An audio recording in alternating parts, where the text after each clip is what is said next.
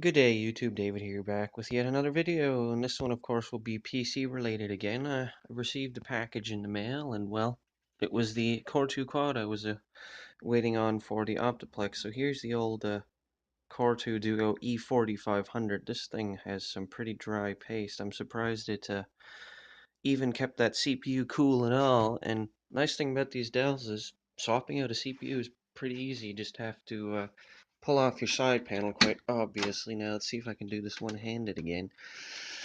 Ugh, there we go. And along the CPU cooler down here, there's one screw right in there, and then up top another one. So you undo both of them.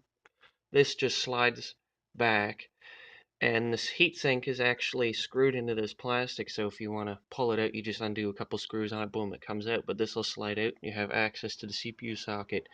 When you're changing the CPU on one of these, you definitely want to make sure you have the machine laying flat, because as soon as you um, undo the little thing that holds in the CPU, the CPU will come falling out. So when I did it, I unplugged everything and just set it lying on a flat surface so we don't have the CPU fall out. But surprisingly, with the Core 2 Quad being a 65 nanometer Kentfield chip on a stock cooler, it doesn't seem to really get too much hotter than the Core 2 Quad that was in this. I'm still waiting for the RAM, and I decided to check. And even though it's mismatched sticks, one is a 1 gig, there's a 2 gig and two 1 gigs, it's actually still running in dual channel mode, which is kind of nice. So once the RAM arrives, I'll chuck that in there. It'll be 4 2 gig sticks, and that'll still run in dual channel. And then I definitely need to get a GPU. I mean, the GMA 3100 this has does okay, but there are definitely some programs that could take advantage of a better GPU, where some cards will support using CUDA or OpenCL to help render different things. So a program like Adobe Premiere could use it, OBS could use it, that kind of thing. And we also have, of course, a keyboard and mouse for the Optiplex at last. So no more switching around stuff, no more wireless mice crap, and as you notice, they are both HP mice. And two Dell keyboards. These are both model L100s, but one is silver around the edges and on the bottom. This one's all black.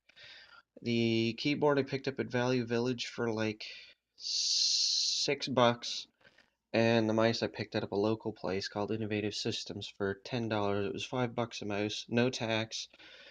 I went to Value Village to look for the keyboard because Innovative Systems wanted $30 for a fucking wireless keyboard. That's a little ridiculous. I'm not paying $30 for a used keyboard. I'd rather pay $6, and some people think that's overpriced. Like, what the hell's wrong? Oh, why would you pay so much for Dell disposables? I'd rather pay the $6 for this, and this is a much better keyboard than that wireless one would have been. That wireless one had laptop style keys, which I despise in a USB type of keyboard, wireless or wired. It's just eh. I actually quite like typing on these keyboards. They both work fine. There's not a broken key on any of them. Both mice work A1, but as you can tell, the Dell's still pretty quiet.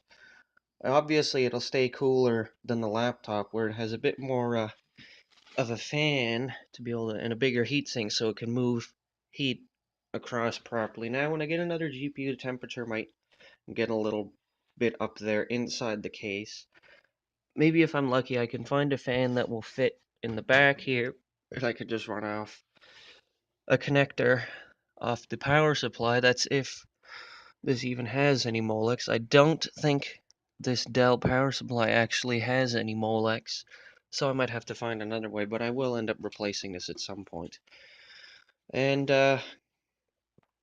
I actually had to reinstall Windows 7 on this a couple days ago because something blatantly screwed up and Windows was not happy. I couldn't get it to do anything.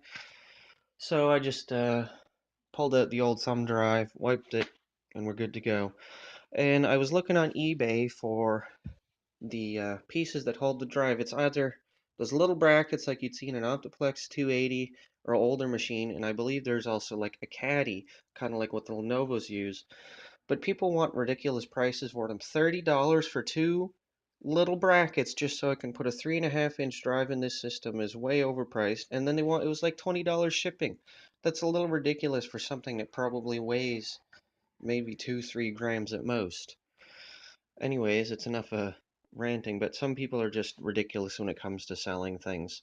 I may end up actually picking up a GPU locally for this if it's still for sale. It was a GTX 960 SC, 2 gig with so that would be kind of nice. It was so for this machine, it's a dual slot card, but the card is probably maybe gonna come up to just about around the end of this, so hopefully it shouldn't catch on anything on the board. And that card actually, I made sure it wouldn't require a 6-pin power connector, where this power supply does not have that. And it should work fine with the Core 2 quad. People are saying it might bottleneck, but I doubt it. And the nice thing is, if I get another system later on, I can pull that and chuck it in another one. Anyways, that's all for now.